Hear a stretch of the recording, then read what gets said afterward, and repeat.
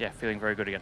We heard there was quite a bit of frustration from the drivers with the way things were handled this morning, and you guys not necessarily being consulted about. Takes the victory here in Japan, followed up by a very strong performance from Oscar Piastri. Going on, Aston Martin sadly.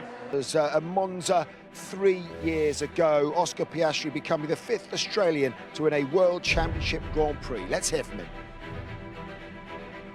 And the back, because they pulled it off today. Oscar Piastri sustaining a huge amount of pressure from Charles Leclerc, having made that impressive racetrack in these hot conditions. Super impressive. And as well, you know, a word must go out to the team because they boxed him at the right point for that move. They used Norris to make sure that Perez wasn't ahead at that pit stop. That was a very crucial point as well.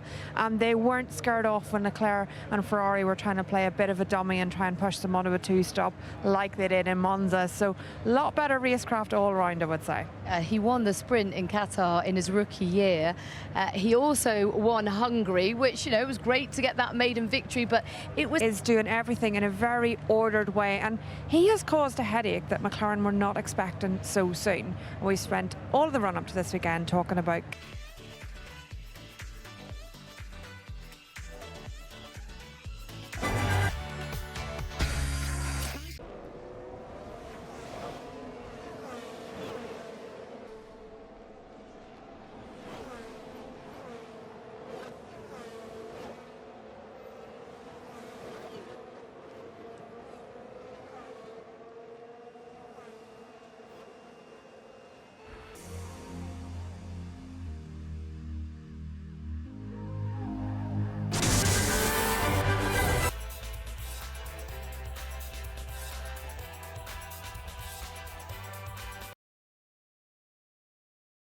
As Toto said, did a great job.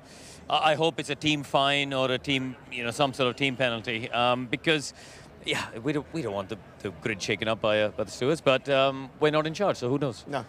Look, I think it would be slightly... Over his teammates' favour more in a couple of moments. Don't go anywhere.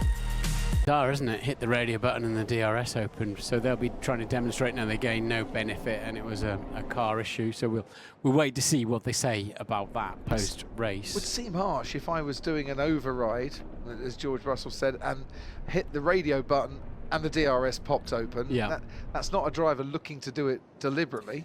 It'll be all there. Damage limitation on Lando's side of the garage, of course, from yesterday's result, but he made it to the podium, and potentially there's still an ongoing investigation with Russell, so it could still be the 1-2 that you promised us before the race. I don't think I promised, but you hoped for. I hoped that for. You I hoped hoped for. But yeah, it was. I mean, George drove a great race. The Mercedes is clearly very fast. Charles Leclerc and Ferrari are very happy with their first Grand Prix podium of the year.